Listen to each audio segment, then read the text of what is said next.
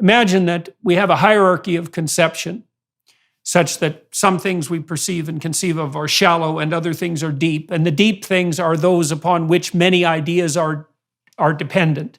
The deeper down you go, the more it becomes religious in some real sense. And so there's no getting away from the religious if you think about it technically in that manner. And then if you don't have a religious story or a religious substrate, then it seems to me that what happens is the political starts to become the substitute for that depth. Dennis Prager has a very nice formula. He says, big God, small government, big government, small God. What you have in some ways is the ferocity of the Reformation. You have the kind of attitude which was captured in A Man for All Seasons, where the son-in-law is asked, would you knock down a law to get at the devil? And he says, well, of course. And he said, and then would you knock down the next law? And then when you finally end up having driven the devil all the way to Wales and he turns, what is going to stand between you and him now that you've knocked down all the laws? All of this is a modern religion, and I think has to be dealt with. That's why I'm working on this paper on the Democratic Party's two wings as weird and insane. The weird wing is sort of in touch with reality, but weird. The insane wing is totally out of touch with the real world and is drifting off into a never land in which it is quite prepared to kill people like you and me, if that's the cost of getting. Hello, everyone. I have the great privilege today of speaking with one of the most remarkable political figures in the U.S. in the last 5 decades perhaps, Dr. Newt Gingrich. Speaker Newt Gingrich is chairman of Gingrich 360, a multimedia production and consulting company based in Arlington, Virginia. As former Speaker of the House of Representatives, Gingrich is well known as the architect of the contract with America that led the Republican Party to victory in 1994, creating the first conservative majority in the House in 40 years. He was also a Republican candidate for president in 2012. Gingrich is a Fox News contributor, podcast host, Newt's World, and syndicated columnist. He is the author of 41 books, including 18 fiction and nonfiction New York Times bestsellers. His latest books include Beyond Biden, Rebuilding the America We Love, and Trump and the American Future, Solving the Great Problems of Our Time. Gingrich and his wife, Ambassador Callista Gingrich, host and produce historical and public policy documentaries. Recent films include The First American and Divine Mercy, the canonization of John Paul II.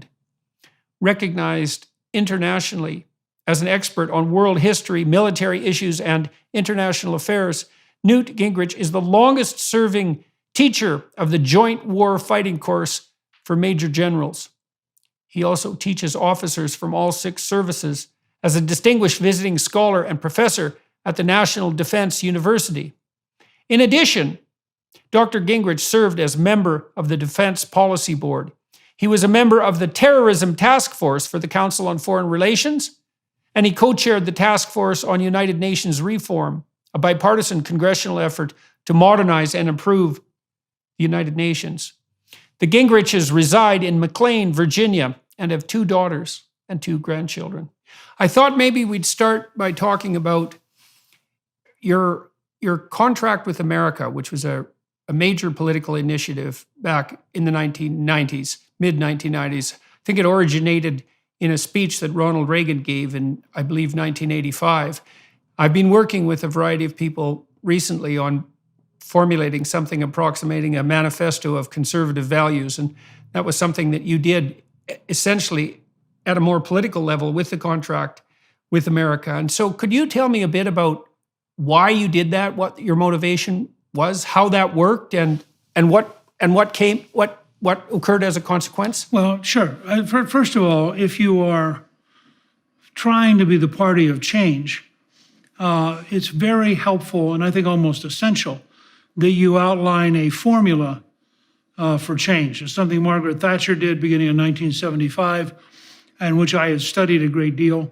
And I worked with Reagan starting in 1974. And in 1980, we had the first Capitol Steps event, the first contract, and Reagan outlined 5 big ideas. And it led to, and we had all of our candidates standing on the Capitol steps, and it led to a surprising series of victories in the U.S. Senate. We took control when nobody thought we would. So I'd had that background of having already done that. I believed, and I still believe, and I think it'll be true this year, that when you are the party seeking change, you have to nationalize the election. There has to be a common theme, a common argument, because you have to build a wave of support bigger than individual candidates can create. And so in '94, we really were working off of that framework. The two books I always recommend to people are Claire Berlinski's There Is No Alternative, Why Margaret Thatcher Matters, and Tom Evans' book, The Education of Ronald Reagan, His Years at General Electric. And if you read those two books, you can almost see how the contract emerged. It is true, as one of Reagan's biographers said, that about 70% of the contract can be found in the 1985 Reagan State of the Union. But that's because Reagan had begun articulating the need for profound change as early as his speech for Goldwater, his national televised speech in 1964, which is still available on YouTube, called A Time for Choosing, and is a remarkable speech.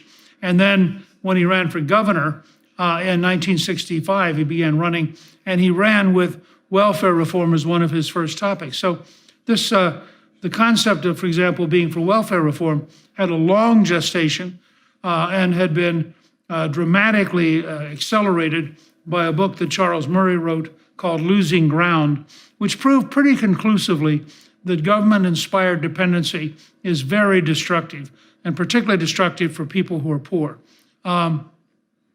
So that was the background. We had a couple of very simple principles. No issue was involved that wasn't above 70% approval. And the reason there is, if you're a conservative, in virtually every country in the world, the media will be opposed to you. And so you have to have issues that are so powerful that after they get done lying about it, you're still above 50%. So you can't afford to wage a campaign on a 55% issue, because by the time the media is done lying about it, you'll be down at 40. But if you have a 70 or 80% issue, they can't lie enough to make the issue unacceptable. So we consciously put those together. The other thing we did that was probably unusual and people, I think, didn't fully appreciate at the time, we did not pick up two of the issues I personally believe in, right to life and school prayer, because we knew that the New York Times and the Washington Post and others would use those issues to demagogue about the contract and to make it impossible to ever get to the other issues. We then had to get all of our members to agree to it. And the one person, the one politician at least, who understood what I was doing was Chuck Schumer, the Democratic leader of the Senate, who wrote a book in 2007 and devoted a chapter to the contract and said correctly that the greatest purpose of the contract was not just to win the election, but it was to radically change the House Republican Party. That by getting them committed to these really big changes and to a timetable of voting on all of it in the first 100 days, I guaranteed that the first majority in 40 years would be, by Washington standards, a radical majority. And if we had simply won elections without the contract, the lobbyists and the interest groups would have absorbed most of our members, and we would have been as useless as most Congresses are. So there was a lot of conscious thought about what we were going to do, both in terms of values and in terms of actually being able to implement it. And he also understood the Reagan principle that if you could get a 70 or 80% issue and you had the nerve to stay with it, that ultimately the president would have to side with you. And that's what happened. I mean, Bill Clinton signed bill after bill after bill that normally no liberal Democrat would have signed. But because he wanted to get reelected, he got in the habit of working with us, even though it infuriated liberal Democrats. And the result was we got welfare reform, the largest capital gains tax cut in history, Food and Drug Administration reform, telecommunications reform. Medicare reform in an election year, which was amazing. And ultimately, we produced 4 consecutive balanced budgets, the only 4 balanced budgets consecutive in my lifetime. What were the main platforms that emerged out of the Contract for America? The idea that we wanted to move people from dependency to work. We wanted to change the nature of the welfare system so that when you went to a welfare office, instead of having a clerk who tried to maximize your dependency, we turned them into employment offices. We were deeply affected by a firm called America Works, which interestingly, Mario Cuomo, the Democratic governor of New York, had helped create. And it was a very effective entrepreneurial, work-oriented system, still exists, designed to take the hardcore unemployed and train them into being able to hold down a job. So I would say welfare reform was far and away our biggest success. The second one was, in a sense, ironically, we campaigned on a constitutional amendment to require a balanced budget. We got 306 votes in the House, which was enough for a constitutional reform. We fell 1 vote short in the Senate, so it didn't pass. But we realized if you had 306 votes in favor of a balanced budget, and if you had 66 votes in favor of a balanced budget in the Senate, you could pretend that you had passed it and just go ahead and pass a balanced budget. And so that decision, which was entirely an act of will on the part of the House Republican leadership, led to a project which within 4 years had balanced the federal budget when almost no one thought it was possible. We also had very strong provisions about applying to the Congress every law which applies to small business. We had a provision for, the House, this is really ironic. The House in its entire history for over 200 years had never had an audit. They spent money every year. Members spent money every year, and they had no capacity to be audited. And so part of what we committed to was creating an annual audit, which still exists to this day. The tax cut we campaigned on, which included eliminating any capital gains tax on your home as long as you reinvested the money in another home, and which had the largest cut in the actual capital gains tax in American history, was just extraordinary in launching a generation of economic growth. And finally, we had very strong provisions on deregulation because we felt that the government bureaucracies were killing our economic growth. And the result was we had literally, I think, a decade of entrepreneurial and small business activity that would not have occurred without the contract and without the Republican majority.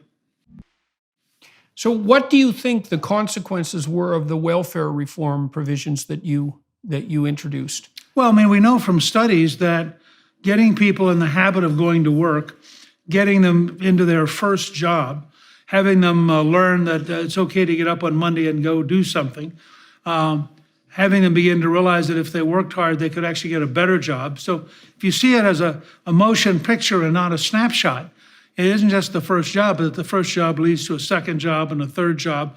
And I think there's no question, the net result was, because there have been lots of studies, the net result was millions of people who left dependency, got a job, the largest number of children taken out of poverty because the incomes of their families went up in American history. And it was wildly successful, but it went straight against the left, which hated the idea of having a work ethic and getting people out of dependency. I mean, there was just this almost rabid feeling. One of the Democratic leaders, and we split the Democrats 50-50 because it was so popular that half of them voted with us to pass it, and Bill Clinton signed it.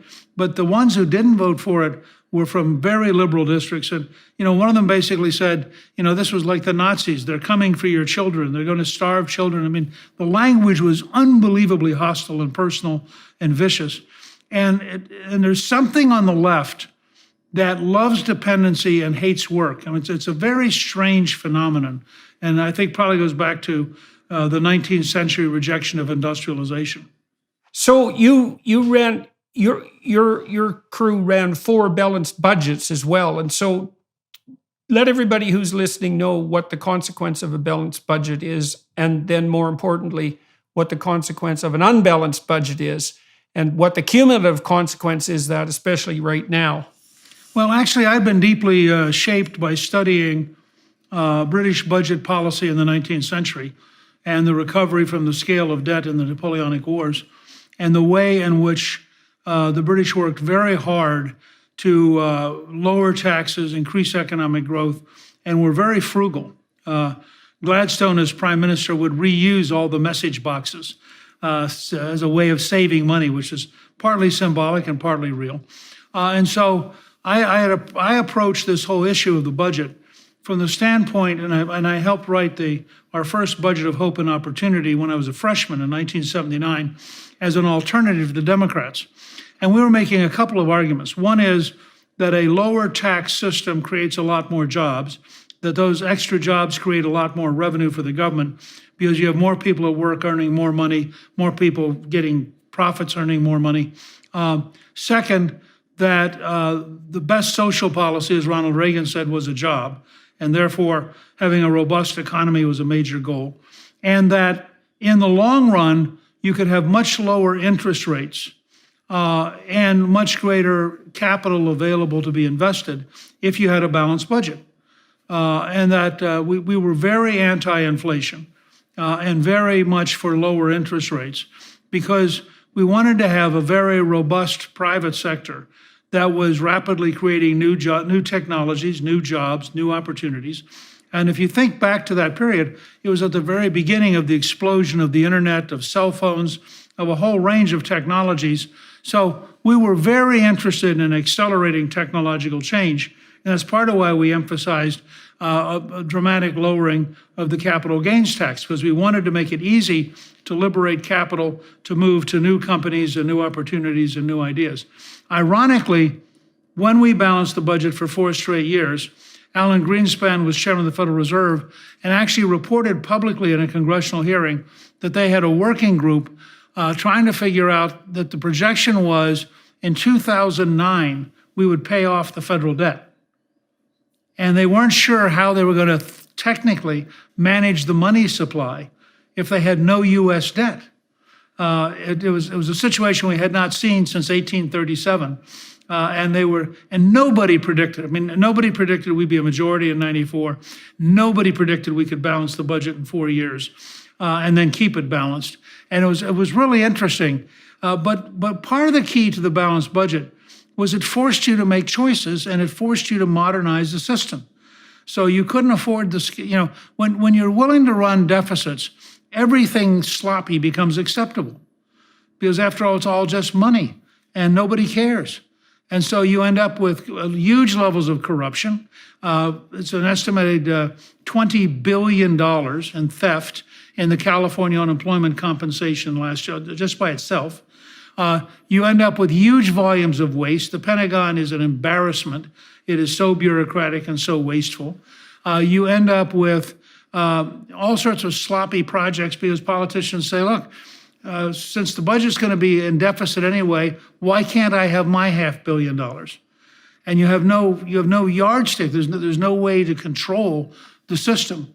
And so we wanted to establish a genuinely controlled government that had to constantly improve itself.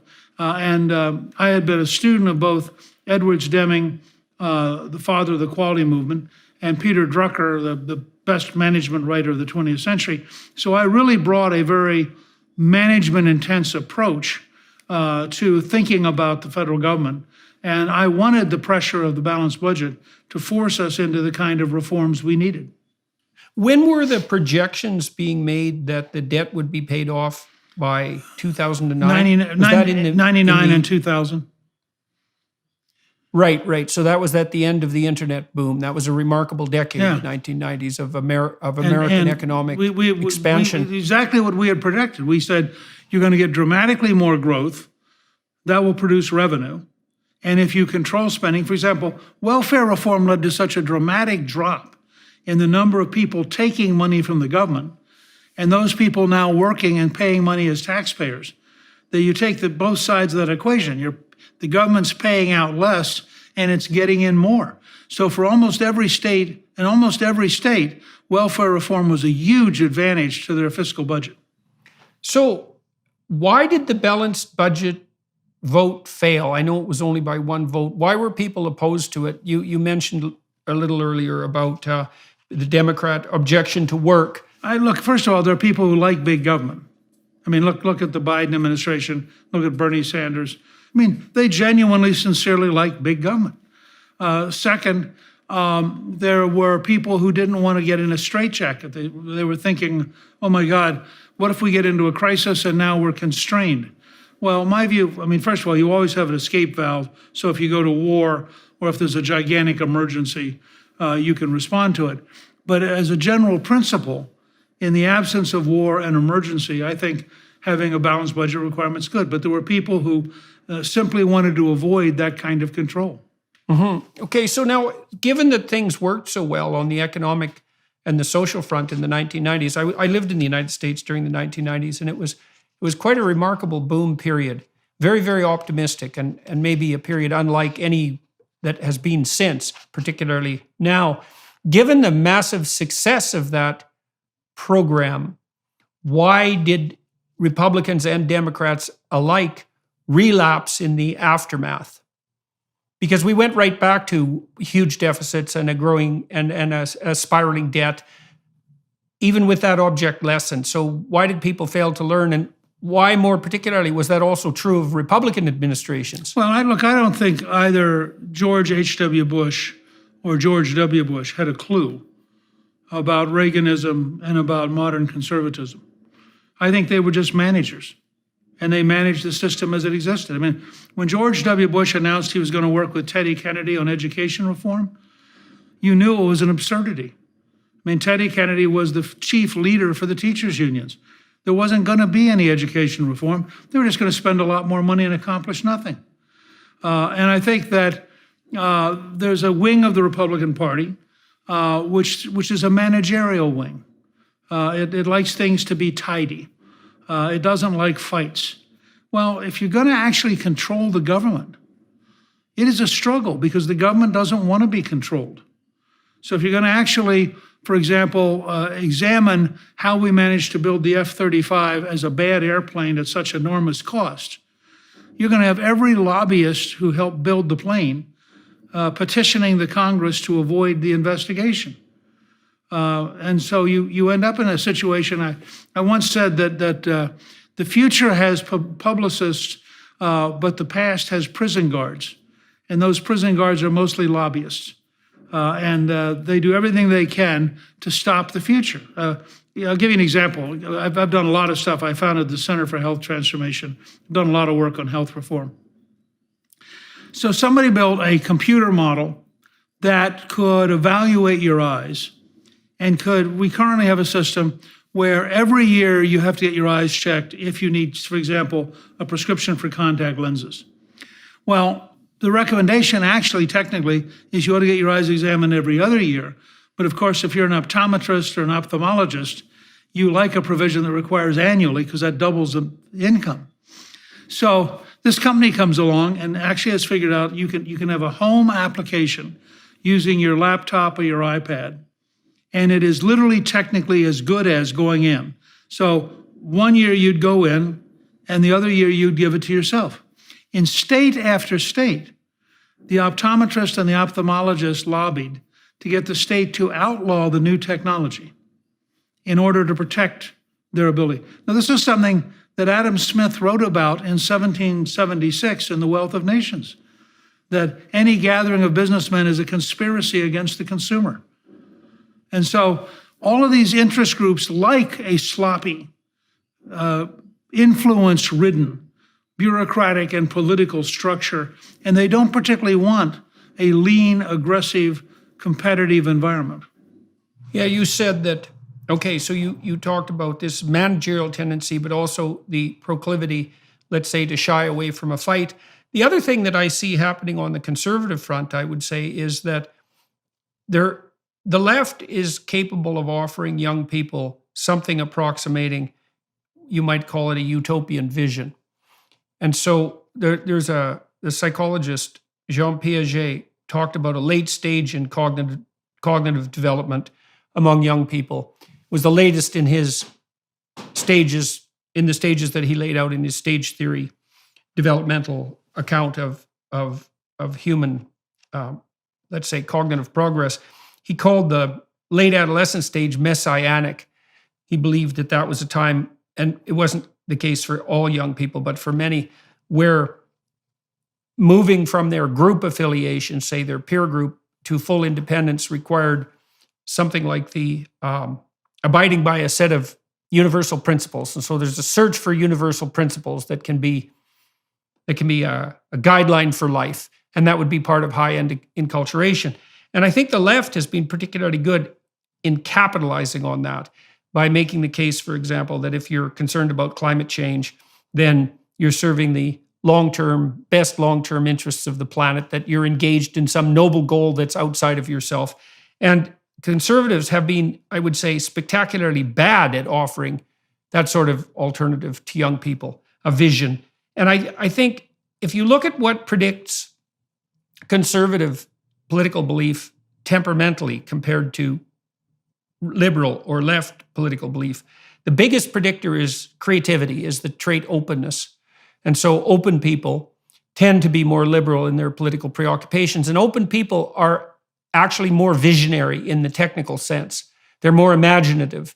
And then you might combine that with the fact that conservatives tend to stand for traditional values. And it's not that easy to articulate a vision that's based on traditional values, because a vision tends to be future-oriented. And so one of the things that strikes me about your contract with America and the work Reagan did and the work that Thatcher did was that it was visionary in some real sense.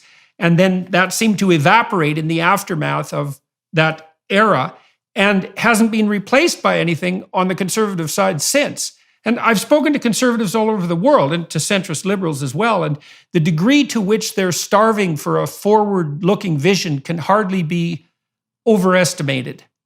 So you managed this, and what made your era different, and the people that you worked with, and why were you able to communicate it in a manner that was effective enough to have it adopted by such a wide swath of people?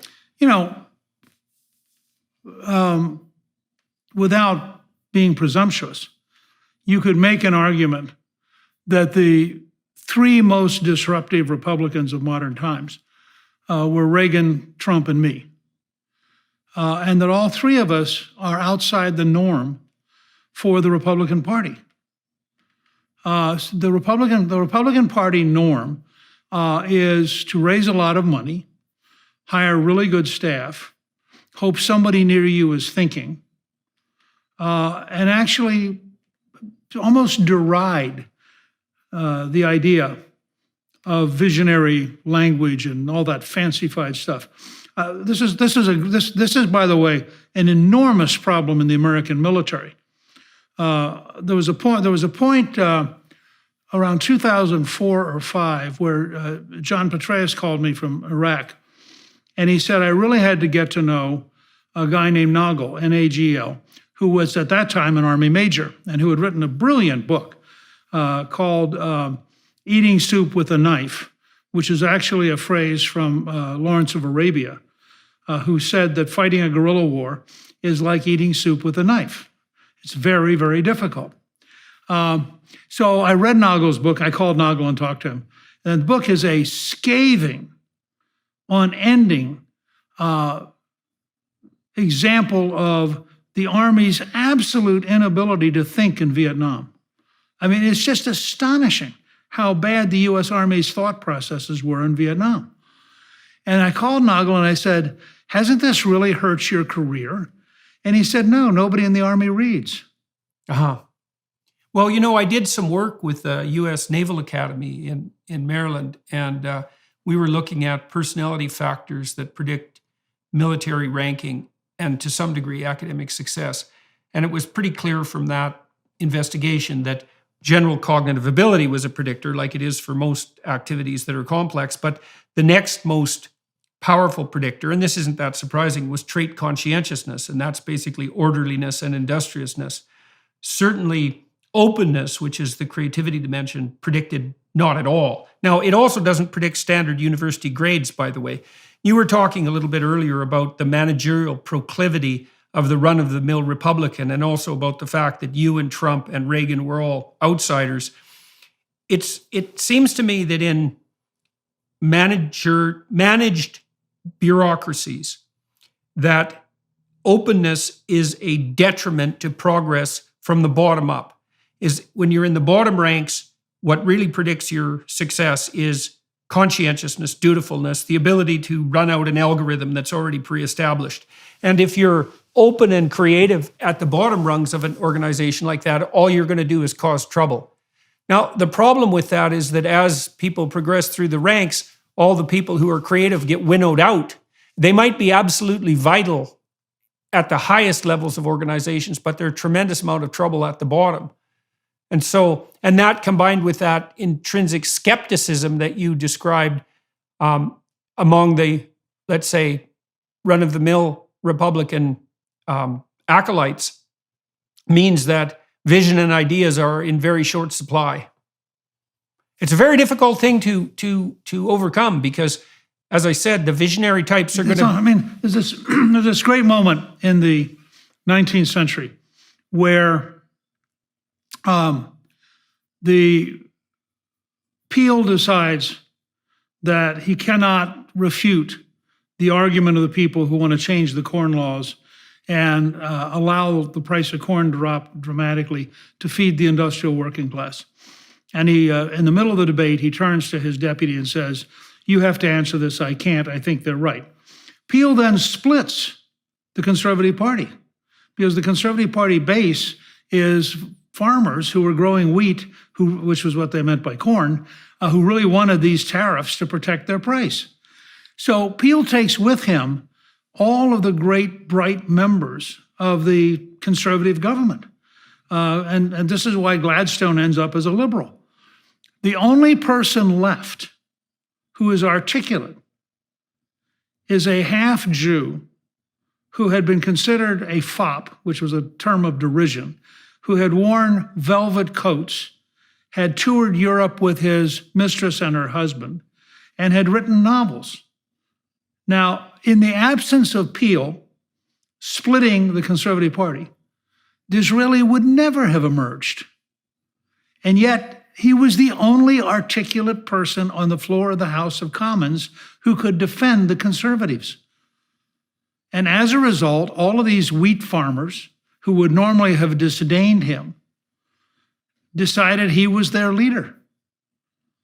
Now, you only need a handful of visionaries. We didn't need 7 Reagans. One Reagan was enough.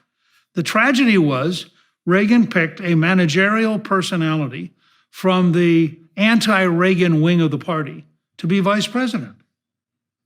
And that's how you end up with George H.W. Bush, who never understood Reaganism, promptly broke his word about raising taxes, and had no notion of the degree to which Reagan had fused together social conservatives and economic conservatives and nationalist anti-Soviet conservatives. Then when Bush leaves, and frankly, my standing up to Bush on tax increases was a key moment in creating the credibility that led to the success of '94, because I proved to the average Republican grassroots person there was somebody there who actually cared enough to fight. And we actually had more votes in the House Republican Conference than Bush did. And at that point, the die was cast for the future. But in the process, I ultimately infuriated the Bush wing of the party. As soon as they could get away from what I had, and basically what I was doing was Reaganism. So as soon as they could get away from what I was doing, they reverted to the norm. And the norm is, frankly, a pretty dull managerial party that doesn't have any sense of what, H.L. Mencken once wrote of the Harding administration that it was like an army of ants crossing the desert, which when it came upon an idea, wondered what it was and trampled it to death, trying to study it, and then resumed its march across the desert. Well, that described a large wing of the Republican Party. Now, the difference is, on the left, you have lots of vision and fanaticism, but they tend to be out of touch with reality. I tell people the reason the left can't deal with violence, whether it's criminals, terrorists, or Russia, is that they saw the Lion King movie and thought it was a documentary, and they think that lions and zebras actually sing and dance together. And we cannot convince them that lions eat zebras. So while they have a vision, it's insane. I'm actually working on a paper that there are two wings of the modern Democratic Party, a weird wing and an insane wing. Yeah. Well, I mean, that does seem to be that paradox that you just described with the visionary Democrats who are out of touch with reality and the managerial Republicans who are out of touch with vision does seem to be a logical consequence of what would you say, the excessive control that people at different temperamental extremes might have of both parties, because the stereotypical personality who's going to lean to the left on the pathological side is someone who's extraordinarily visionary but completely impractical. And then on the right, you're going to have someone who's so practical that they can't shift direction when it's necessary. And I would say those are stable states in some sense on both sides. And you talked about outsiders like Reagan and yourself, and you put Trump in that category too. Those are people who come along, I suppose, now and then and shake up the Republican Party. Why would you put Trump in the same categorical domain in that sense as Reagan and yourself? Well, because he had actually a pretty coherent vision. He really did want to make America great again. He really did believe in a pretty sophisticated America First foreign policy.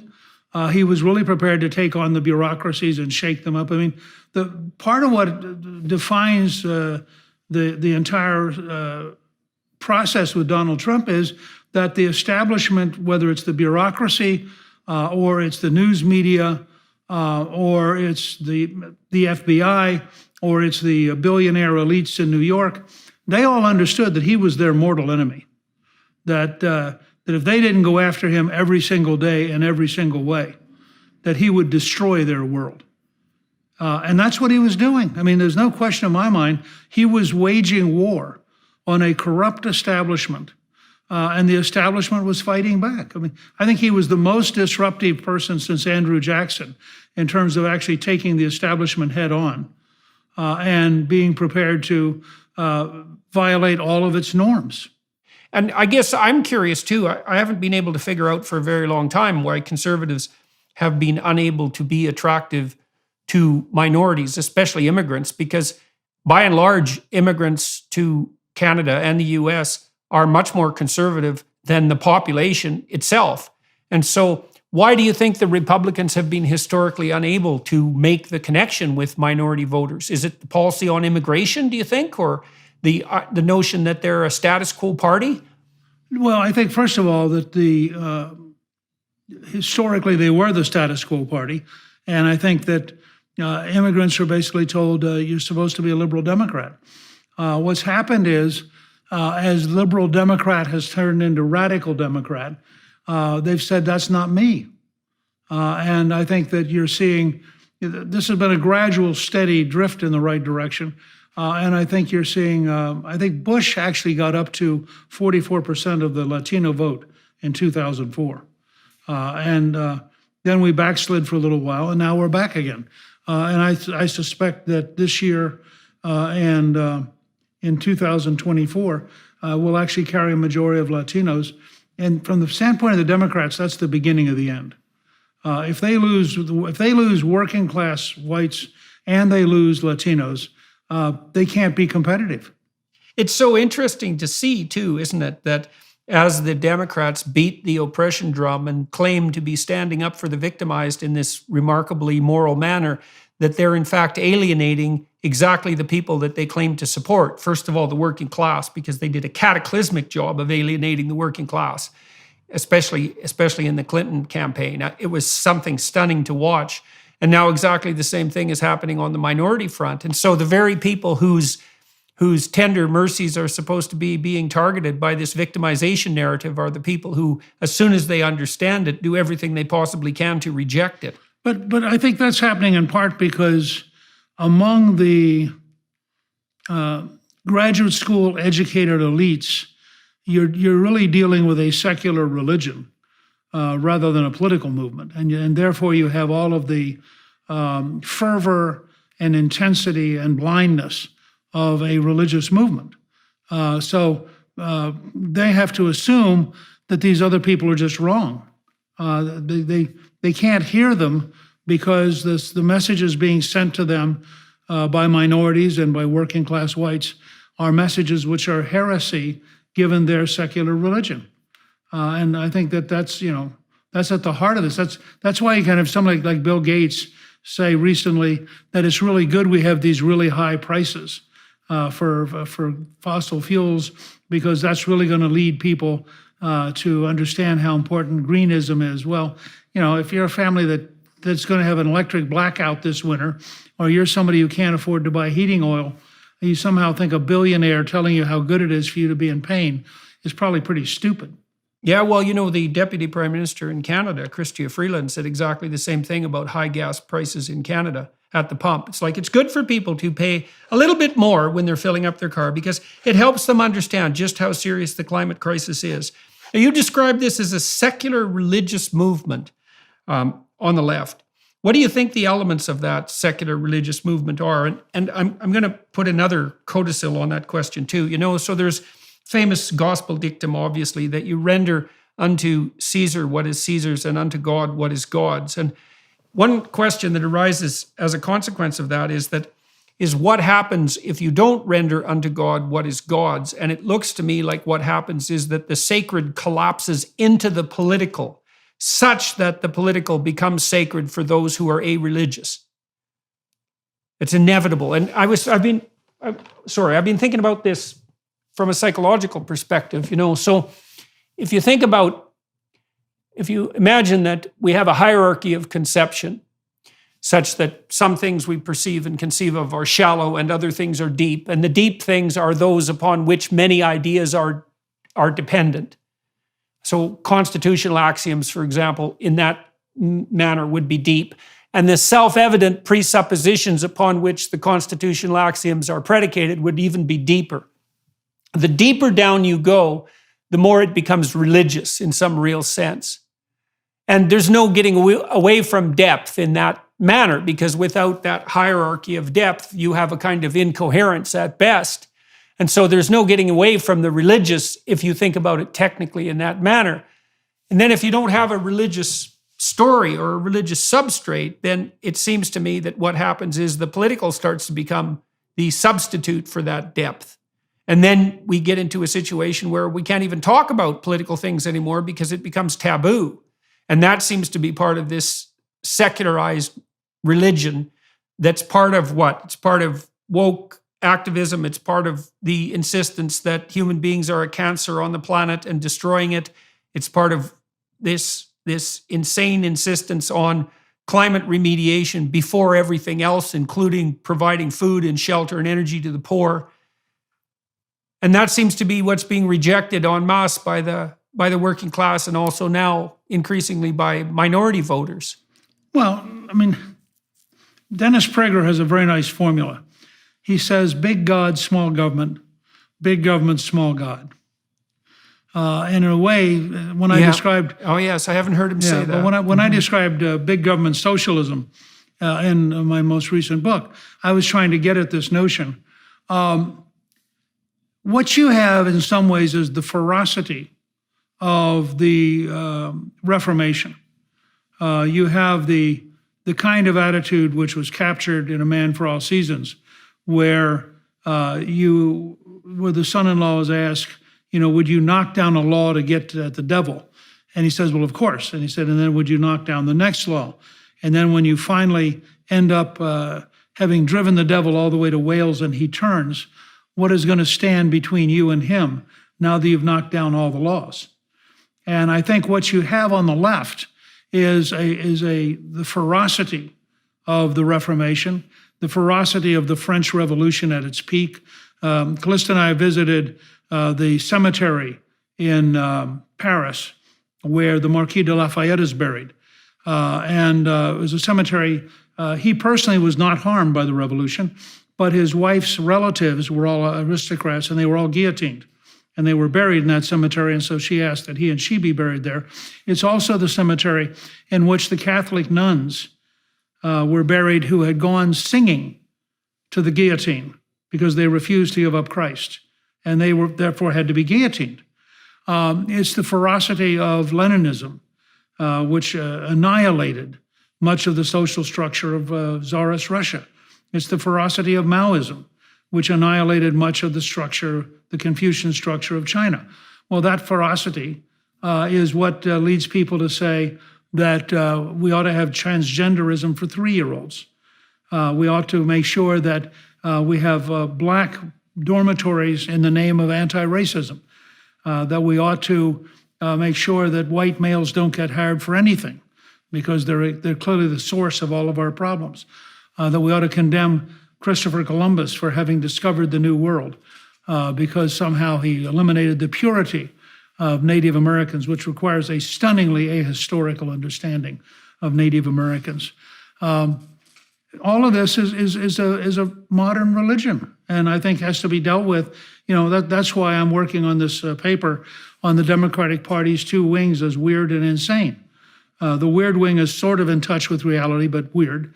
The insane wing is totally out of touch with the real world and is drifting off into a never land in which it is quite prepared to kill people like you and me if that's the cost of getting to nirvana. Yeah, well, this is the thing that strikes me. I was just in Europe for several months touring through the UK and through Holland and Finland and Germany and Jerusalem, all sorts of places. It was very interesting to be in Berlin because, of course, the Germans, as well as the people in the UK, it looks like they're going to be in for an unbelievably harsh winter. I mean, there are estimates in the UK that up to 40% of small businesses now face the risk of bankruptcy. And even The Guardian, that horrible left-wing rag, published an article about two weeks ago, which was actually a pretty good article, all things considered, pointing out that because of the climate of the UK, that if people aren't able to heat their houses up to a reasonable temperature, which might be the temperature that drives out damp, that the houses start to develop black mold.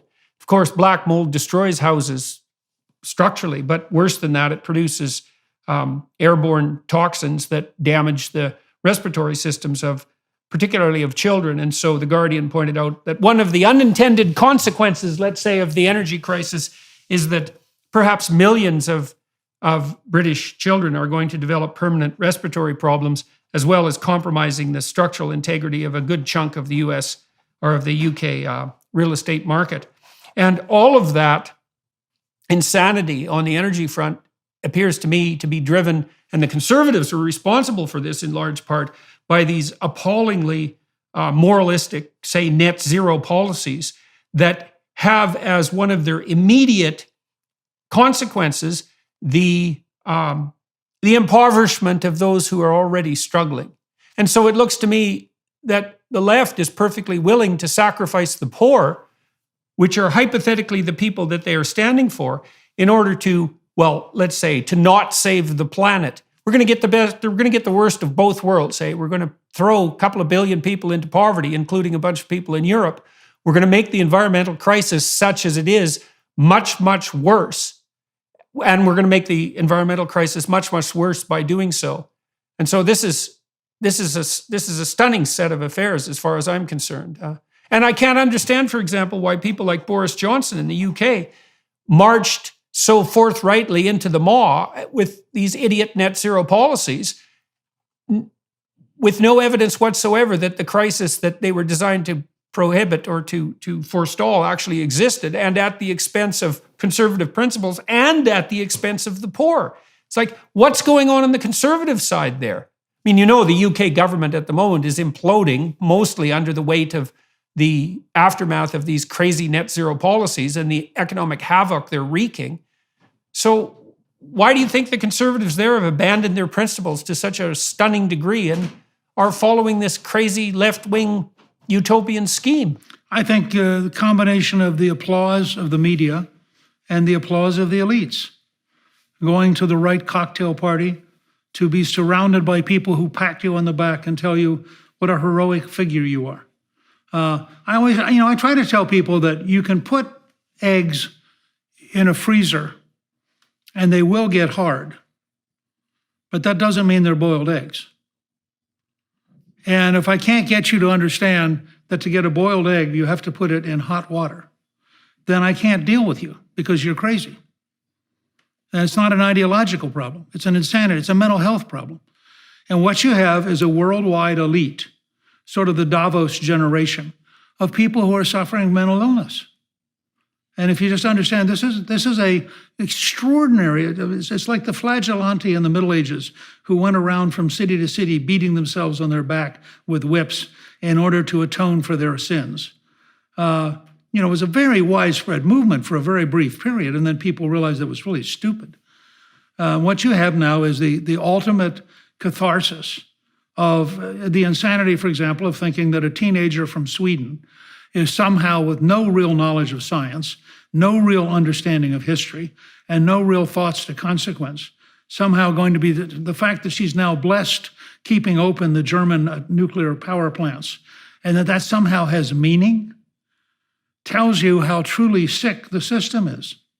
Yeah, well, I've thought for 15 years that we were living in the fantasy of a delusional 13-year-old girl. And that was long before Greta Thunberg hit the press. And to see world leaders kowtow to her as if she's an oracle is something quite stunning to behold. There's something truly archetypal about that worship of something like oracular feminine innocence. It's something like that, and it really is a form of delusional insanity. So it's always been fascinating to me. When Churchill goes on the Omdurman campaign in 1898, he writes a book about the River War, which is my wife actually got me an original copy, which is one of my real treasures. And he praises Kitchener, thinking that this will lead General Kitchener to be pleased with Churchill. Well, Kitchener's reaction was, who in the hell is some young lieutenant to render any judgment on my generalship? He doesn't know enough to render judgment, and even if it's positive judgment, it is stupid for him to have rendered it. Now, this was a great shock to Churchill, who thought that somehow writing well of Kitchener would improve his standing, only to discover that, in fact, Kitchener did not think it was appropriate for him to render judgment because he didn't have any judgment as a lieutenant. And that's my reaction. We've been through 2 generations in which parents have thought that teenagers should like them and have reshaped their policies. There's a great line that Dr. Ben Carson, the first time I heard him speak, and he spoke at a prayer breakfast, and he was marvelous. He got up, as you know, he's African-American, and he got up and he started by describing a series of things about your brain. And he stopped and he said, no, nobody in this audience understands anything I just said because you have not studied to be a neurosurgeon. And it's a function of learned knowledge. And then he started talking about how he got there. And he said his mother was a single mother, and she was raising he and his brother. And she said to them, if you don't both get A's, straight A's, the television goes up in the closet until the next grading period. And he says, people will say to him, how could your mother have done that? And he said, well, she thought she was the parent.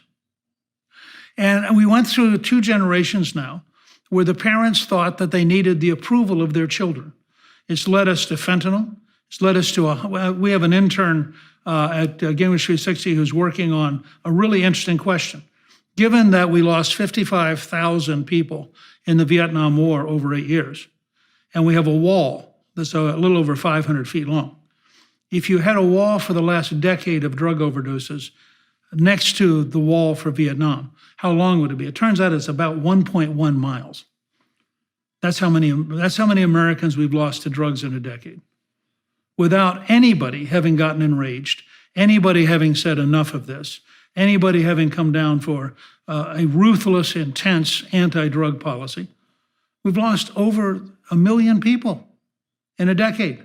So on the elite side, let's say, on the left. You're characterizing the typical adherent of the woke enterprise on the left as highly educated in the technical sense, products of higher education on the liberal arts front, or what passes for it now. And so that is a form of intellectual privilege. And you might say that along with that privileged position comes a fair bit of existential guilt, which is something like, I have all this privilege, but I really haven't earned it, which is, of course, the accusation that the radical left doles out in no small amount continually with regard to Western culture as a whole. But you could say it really does typify the typical liberal art elite type who's then guilty for that unearned privilege and is driven to atone in some real sense. And maybe that's because, as far as I can tell, that all that privilege that is acquired through what passes for education isn't being put to the proper higher order purpose, and so is accompanied by a tremendous amount of guilt. And that's part of the religious issue here. So that the guilt is looking for expiation constantly. Thomas Wolfe's essay on radical chic, taking apart a cocktail party at Leonard Bernstein's penthouse, which was raising money for the poor, in which Wolfe focuses in on the Filipina maids who are serving the champagne to the rich people who are there out of noblesse oblige, is one of the most devastating insights. And this, of course, was written in the 70s. But what you've had is the emergence of the world's first mass aristocracy. People so well off they don't have to do anything. They don't have to know anything. So what they know is trivial, shallow, and has no relationship to wisdom. And they, in a sense, it's the perfect postmodern world. It's a world in which no fact matters, no taste matters, there is no standard, and you can pretend to be something by having read 3 totally irrelevant books and seen 5 totally irrelevant movies, and therefore you're clever. And cleverness has replaced wisdom. And you, of course, are superior to all of these people. You know, one of the reasons that the elites dislike Trump so much is that Trump talks like a blue-collar worker. I always tell people that there's a movie that Mark Wahlberg is in about the guy in Philadelphia who tried out for the Eagles and ended up being accepted, actually played for 3 or 4 years with the Eagles. And if you see the movie, the opening scenes are in a South Philadelphia bar. And they talk exactly like Donald Trump. And if you are a Yale, Princeton, Harvard elitist, and there's a terrific book by Charlie Murray called Coming Apart, in which he goes through and analyzes by zip code and says that people from elite universities marry people from elite universities and live in zip codes with people from elite universities. And I used to tell reporters in 2016, the reason you don't understand Trump is that The Apprentice was not on PBS shortly after Downton Abbey. And therefore you never saw it. And you had no idea that this guy had done television for 13 years. And of course, to have actually watched The Apprentice, if you were working for the Post or the Times, would have been to risk your status, because as a snob, you couldn't watch that kind of so-called reality TV. And I think that's a significant part of where we are. The intellectual left, the dominant wing of the Democratic Party, has to believe in nonsense because it's what it believes in. And so it goes around prattling nonsense. Releasing murderers is a good policy. Having no bail is really clever. And then you're shocked to discover that when you release murderers, you send a signal that being violent's okay. And then you find out that the average person doesn't think it's very clever to be mugged, raped, or attacked or carjacked by people you let back out on the street. And that's part of the great crisis of American society today. To say that the entire historic tradition of male and female, the entire story coming out of Genesis of God creating man and then creating woman, the entire process biologically, which seems to be relatively common as it relates to human beings for several 100,000 or million years, is actually phony. And you get to reinvent yourself. So You have replaced God. And instead of trying to accommodate God's will, you will now reshape yourself and be who you want to be. And that will somehow make you happy, even if it makes you miserable. Yeah, well, God's active self-naming to Moses in the desert is something approximating "I am that I am," or "I will be what I will be." And it's very difficult for me not to see a direct analogy between that and the claim that identity is subjectively defined. I am that I am. And that's something like the attribution of omniscience and omnipresence and omnipotence to the subjective self. And it's even worse than that in some sense, because the subjective self there that's being elevated, which is something like what I feel I am, seems to me to be technically indistinguishable from whim. So, because you could imagine that you could regard yourself properly in a selfish sense. And by properly, I mean you would regard yourself as an entity that actually propagates itself across time. And so you're bound by fealty to yourself not to do spectacularly stupid things in the present, even though they might feel good, if they would compromise you tomorrow or next week or next month or next year, right? You have to view yourself as an iterating game. And this notion that identity is somehow subjectively defined and that subjectivity can be pinned down to the moment couldn't possibly be a claim that's more preposterous and immature. You know, I told the Senate in Canada, when Canada passed Bill C-16, which was the pronoun law that every idiot country in the world seems to be jumping on now and passing, that the consequence of confusing people about the difference between men and women would be the production of a psychogenic epidemic. Because I knew that young adolescent girls in particular are prone to, well, we've seen like 3 epidemics in my lifetime: bulimia, anorexia, and cutting. And it was always adolescent girls. And I think there's psychological reason for assuming that the distinction between male and female is the most basic cognitive category. It's the deepest cognitive category. It's the most profound, might be the most sacred in that sense. And that if you throw uncertainty into that, you imagine that there's a hierarchy of psychological instability. And there are people who are barely clinging to the edge. And there's lots of them, just like they cling economically. If you add uncertainty into the conceptual hierarchy, you drop marginal people into the realm of insanity. And so I felt that for every one trans child that we hypothetically saved, we'd probably doom 1,000. And that seems to have played itself out with near perfect accuracy over the last 6 years. And there is some unbelievable narcissism and self-aggrandizement in that proposition that you can define your identity subjectively by whim at any moment, and that everyone else has to abide by that as if it's incontrovertible fact. Well, first of all, you get to shift who you are. And that's that whole process of your definition at 3 may be different than your definition at 5, which may be different than your definition at 7. But we're supposed to take you seriously at this instant if that's who you have defined yourself as this evening or today. Secondly, I think it is at the heart of the 10 Commandments that you shall have no other God before me. And what we've now said is, oh no, you are your own God. You are therefore by definition in front of God, because you get to redefine whatever you want to redefine. Well, once you get into that kind of relativism, you have everything begin to disintegrate because there is no framework of reference you can cling to it. Ironically, there are 34 languages that have different declensions based on sex.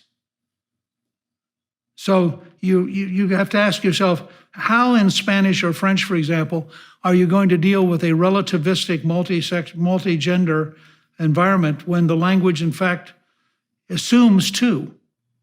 Yeah, well, it seems to have something to do with this disintegration of the intermediary hierarchy. So one of the things Carl Jung, the psychoanalyst, said back near the end of the Second World War was that, well, he said 2 things that were quite striking. One was that the biggest threat that was going to confront us in the future would be something like mass psychological instability rather than, let's say, material want and privation per se. And he also pointed out that the logical conclusion of the Protestant Revolution would be that everyone would become their own church, right? That was the degenerative tendency because of the destruction of intermediary hierarchical systems. One of the things conservatives can offer, and I think this works out well on the front of sanity itself, a front of bolstering sanity, is there is a concept among humanistic psychologists in particular that the atomized self is the center of the world, and that self-actualization is the essence of sanity.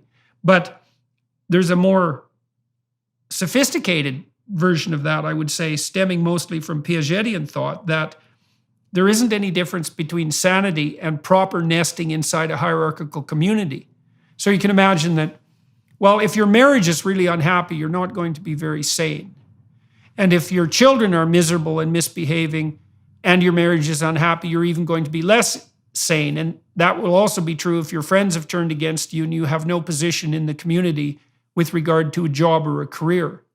So it's better to conceptualize identity and sanity as the consequence of proper nesting in a hierarchical social structure, so that you're sane if you have a marital partner who provides you with corrective feedback.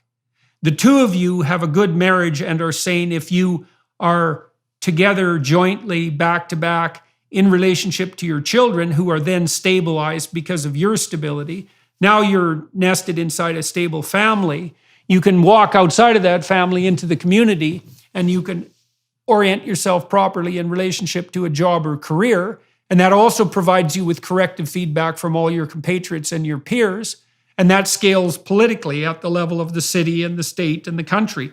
And so sanity and identity then becomes the entire hierarchy of hierarchical relationships. And that's another thing that conservatives can offer as a vision, as an antidote to this atomized liberalism that results in the final analysis in self-aggrandizement to the point of claiming divine attributes. That's how it looks to me, anyways.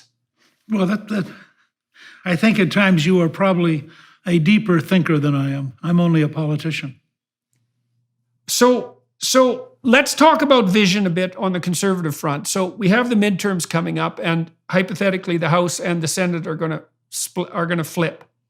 Now, it isn't obvious to me that there are visionaries working effectively on the conservative front, the Republican front in the U.S. And so, what do you see as the way forward for the Republican Party if it got its act together, let's say, and developed something approximating a vision? And do you see any sources of that vision emerging? Yeah, look, I think there are a lot of entrepreneurial personalities who are each developing different approaches on different topics, different solutions.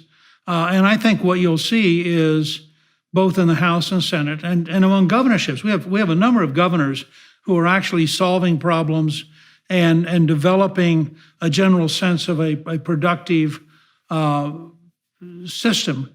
But I mean, part of the challenge is, I think if you're a conservative, you're trying to create a frame of reference or a framework within which people are able to improve their own lives. So we're not trying to set up the government which then decides for you what your vision is. We're trying to set up a system or structure in which you get to pursue the vision you believe in. And we believe that kind of freedom is in fact really, really important. And I think it's interesting. I think Lincoln in that sense may have been the greatest visionary of American conservatives, because when he described government of the people, by the people, and for the people, he's really describing a very open-ended concept.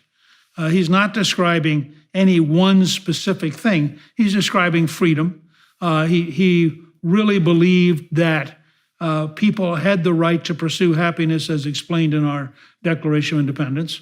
He had done it in his own life, had come out of relatively real poverty and risen by his own efforts and his own studies. And I think he thought that the job of government was to create a framework within which people would go and work. Lincoln would be appalled at today's massive number of people living in dependency. So I think the vision that we have to offer is one that says we want everybody to have an opportunity to get a good education. But, and that's a good example. Betsy DeVos, the former Secretary of Education under Trump, has come up with this idea of education freedom, that it's not just school choice, but it's also homeschooling, it's also apprenticeship, it's also online learning, that there are many, many different ways that people can learn, and that it's not just a 19th century bureaucracy dominated by a teachers union with various credentialing requirements that are now totally obsolete. And I think that sense that you're going to see a number of different people in different areas who are offering specific breakthroughs towards a more dynamic, a more open, a more entrepreneurial American society, and frankly, a much more work-oriented American society, which is historically was a key. That emphasis that you lay on work, well, in the lectures that I've been doing publicly around the world, I have placed a fair amount of emphasis on responsibility. And I think that your emphasis on work and my emphasis on responsibility are likely the same thing. I've been trying to point out to the people who are listening to my lectures that most of the meaning that sustains people through crises in life is accrued as a consequence of adoption of responsibility.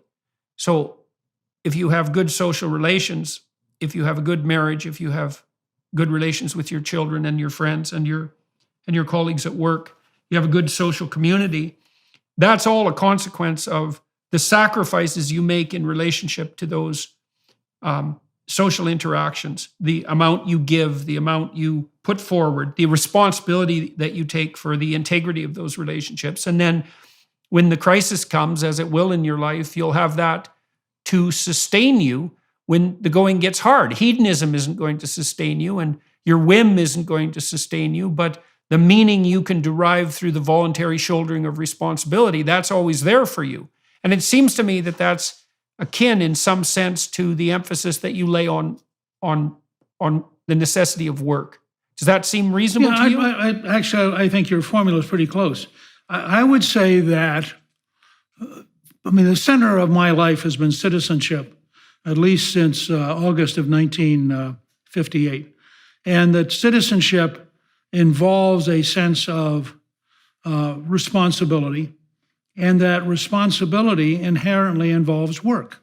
That you have, if you're responsible for getting educated, as you know, real education requires work. If you are trying to sustain economically what you're doing, that requires work. I found in my own life through several failures that to have a really sustainable relationship requires work. Being close to my two daughters requires work. So it's a sense that there's sort of two sides of the same coin, if you will. It's not just work for work's sake, but it's work in order to achieve something that fits your value system. And I like the relationship back to responsibility, whether it's responsibility to the society or to your family or to yourself. Or to yourself. Well, yeah. So, I don't think that there's any real difference between the concept of work and the concept of sacrifice. I used to ask my students, many of whom were children of first-generation immigrants, trying to elucidate the concept of sacrifice. I'd say to them, what sacrifices did your parents make so that you could attend university in Canada? Of course, they had an instant answer to that because they knew perfectly well what their parents had sacrificed. And I don't think there is any difference between sacrifice and work. And I'm in some sense speaking in relationship to the biblical tradition here, is that you have to offer up something that you value in the present to make peace with the future. That really is the core element of work, and it's the core element of sacrifice, right? If you're just doing what you want, if you're just gratifying every whim, it's not work, but it doesn't work out very well for the future. What work seems to be is something like the continual sacrifice of at least some element of the present to ensure iterable stability across the long term. And so because human beings are self-conscious creatures and because we can see the future, we have to work. We have to integrate the present with the future. And that does seem to involve work, and that does seem to be the core element of responsibility. And I don't see how that responsibility can be shirked without catastrophe if it is precisely that which defines our iterable stability, both individually and socially. This is something that conservatives really have to offer young people, and I don't think that the conservatives, generally speaking, have cottoned on to this, is to point out to young people that the sustaining meaning in your life will not be found in hedonistic self-gratification. It's a counterproductive strategy. The sustaining meaning in your life will be found in the voluntary shouldering of as much responsibility as possible. Young people, they get that. As soon as you explain it to them, they understand. They understand immediately and are vastly relieved to hear it.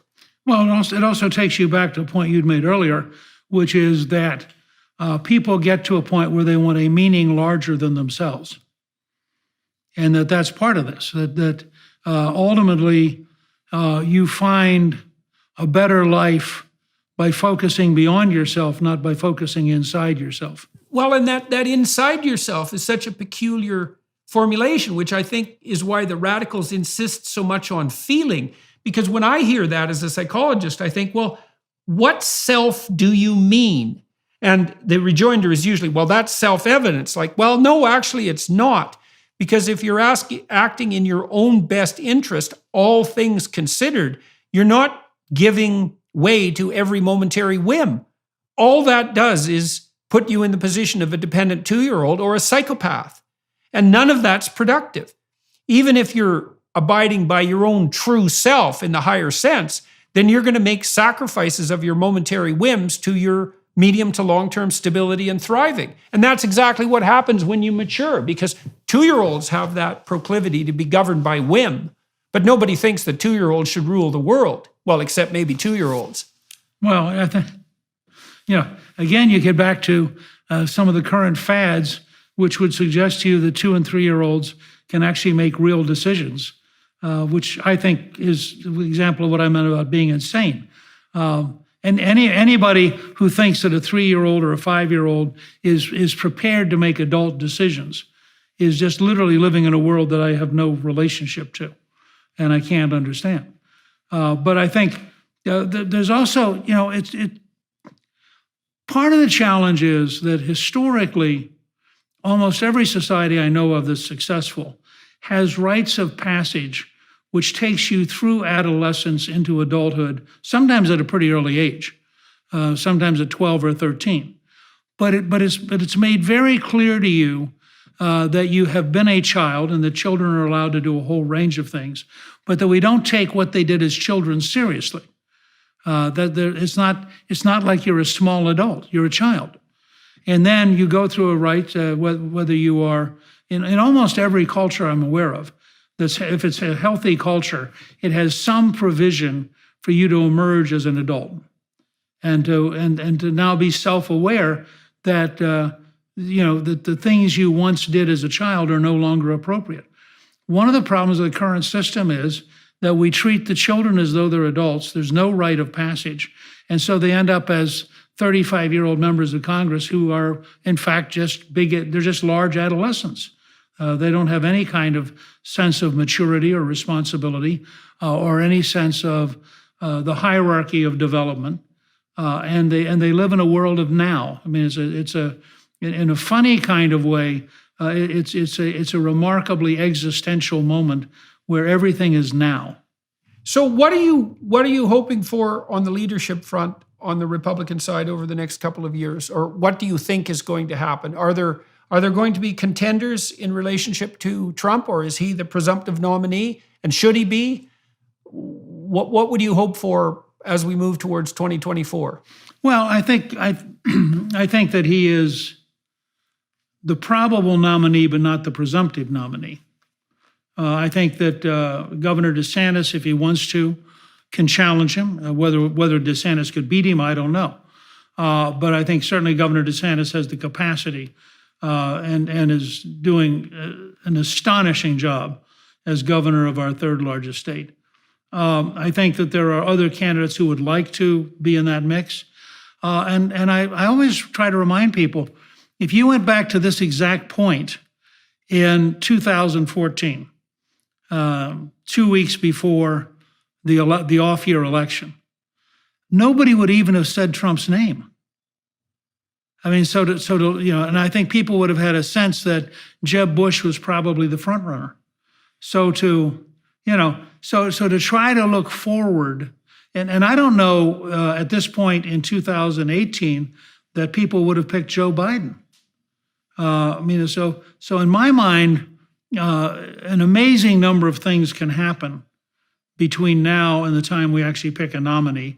Certainly Glenn Youngkin, the new governor of Virginia, has shown himself to be a future star of the party. I think there are other people around who are serious potential contenders. We're about to see Governor Brian Kemp of Georgia win a surprisingly big victory. I also think that there's a whole new generation coming up of people who are running around the country. And there are a whole bunch of senators. One of the ground rules of the U.S. Senate is that every senator combs the hair of a future president every morning and looks in the mirror and thinks why not? So you could easily have 6 or 7 or 8 candidates from the Senate, at least starting down the road. So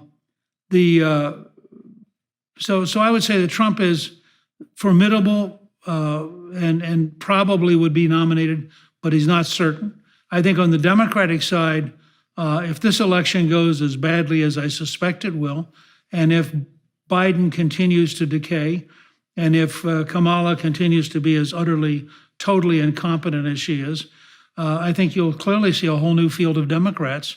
And part of the question will be, if they get beaten badly this year, what lesson do they think they learn? I think the governor of California is probably is likely to run, having learned nothing. And we'll try to convince the rest of us that California, in which San Francisco has become a disaster, and Los Angeles has the largest population of homeless in the country, but that somehow California is a model for the future, even as it loses businesses and people who are leaving the state because they can't stand it anymore. So, but he has so many resources that he almost has to run. So what do you think that would be most appropriate for conservatives on the visionary side, let's say, to be offering to young people as we move forward with the new House and the new Senate? Freedom. You talked about work. Freedom. I think, because see, freedom leads to responsibility and work. Mm-hmm. Mm-hmm. I just did a seminar with a bunch of people, including Dennis Prager, on the first half of Exodus in Miami. We're going to release that November 26th. And you mentioned freedom, and that's what made it spring to mind. So when God tells Moses to address the Pharaoh, he tells him to let my people go. And that's a famous line, let my people go. But that's not the line, actually, interestingly enough. And it's repeated, I believe it's repeated 9 times, might be 10 times, just to make sure that the listener gets it. The line is, let my people go so that they may serve me in the wilderness.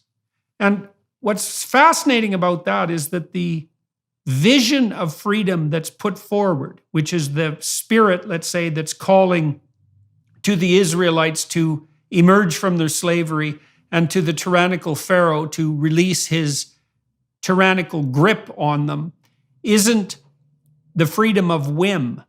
It's the freedom to pursue the proper goals, to pursue the highest goals.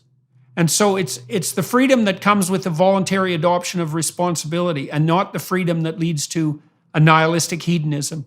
Right, but there's a difference between liberty and libertine, and I think that the challenge is, and this is, I think, very difficult to have a serious public conversation about it, although Dennis Prager does as good a job as anybody. Ultimately, the health of the West requires a profound revival. I mean, ultimately, God has to be at the center of our freedom. When we say in our Declaration of Independence that you are endowed by your Creator with certain unalienable rights, if you don't think there's a Creator, then the whole rest of it makes no sense. On the other hand, if you believe that your rights come from God, and your right includes the right to pursue happiness, which in the sense of the 18th century Enlightenment actually meant virtue and wisdom. Happiness did not mean hedonism. Then the pursuit, I always try to make 2 points to people. The pursuit of happiness, first of all, is an active phrase, which gets us back to the work ethic. It doesn't say you're going to, it doesn't say we'll have happiness stamps or we need a federal department of happiness. It says you have been endowed by God with the right to pursue happiness. And second, by that grant, God has also imposed upon you the obligation that you should pursue happiness. Again, happiness in the sense of wisdom and virtue. And all of that only makes sense if you understand that you are subordinate to a supreme being. It's a little bit like Alcoholics Anonymous. I had a good friend who had been very high up in the Reagan administration and who was an alcoholic and ultimately went to Alcoholics Anonymous, found it to be enormously helpful. And ultimately, you get to a key step. I mean, you have to start by recognizing you have a problem and recognizing that you can't solve the problem yourself. But then you get to the key step. You have to recognize that there is a supreme being, a higher power. And so he found himself talking one day to a federal official, and he was explaining the impact of Alcoholics Anonymous. And this federal official said, if we could skip that one step, we could fund it. And he said, I don't think you understand. That's the step that makes the rest of it work. And I think in that sense, all of us are caught in an Alcoholics Anonymous moment. All of us are weakened by the fact that we don't live in a culture which makes it normal and obvious that your freedom is a freedom within God's belief and God's control. It's not a freedom against God or a freedom in an atheistic world, because those are in fact impossible. We might conceptualize freedom the way we conceptualize playing a sophisticated game. Every game is ordered according to the principles of the game, the rules of the game, let's say, and the rules aren't exactly walls, and they're not thou shalt not in some sense. They're enabling principles. And I don't see that there is any freedom without the rules of a game. I think there's just chaos. And chaos, that's libertine freedom, let's say. That's the chaos of whim. There's nothing about that that's salutary. There's nothing about that that allows you to maintain anything approximating sanity. It has to be ordered freedom. And maybe that's something that visionary conservatives can offer to young people, is what would you call it, the attraction of ordered freedom.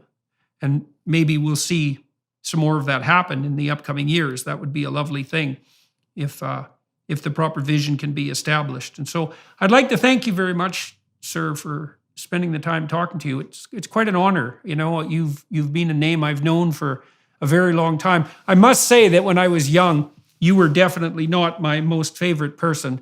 I was under the sway of socialist ideas when I was a kid. Really? Yeah. And so that during the Reagan years, let's say, but it's quite a circumstance to be sitting here talking to you today, and I appreciated it very much. As I mentioned to you earlier, that I really like your work. I admire it. We have a number of people in our team at Gingrich 360 who are huge fans, who were thrilled that we were going to have this conversation. And also, I did want to mention for our viewers that at Gingrich 360, we do have an internship for people who are bright and who are willing to work hard. And so I appreciate I really like what you're doing, and I really think it's important and a significant contribution. Thank you. Thank you very much. If people out there, young people who are listening, are looking for a signal opportunity, then this internship program looks like that to me. Where are you located now? We are in Arlington, Virginia, and in Naples, Florida. So we have opportunities in both places. Okay. And are you personally in the Arlington area? I'm in both places. I'm actually talking to you today from Arlington. I see. Well, I would love to meet you the next time I come down to Washington. It would be good to meet in person. And good. Well, I agree. I think you are a remarkable contributor to our times. Well, thank you, sir. I want to go behind the scenes with Dr. Gingrich for half an hour. And so any of you who are inclined to join up with the Daily Wire Plus platform, we'll get access to that. And I'd like to thank you again, Dr. Gingrich, for taking the time, and we'll get this up real soon, and hopefully we'll be in further touch.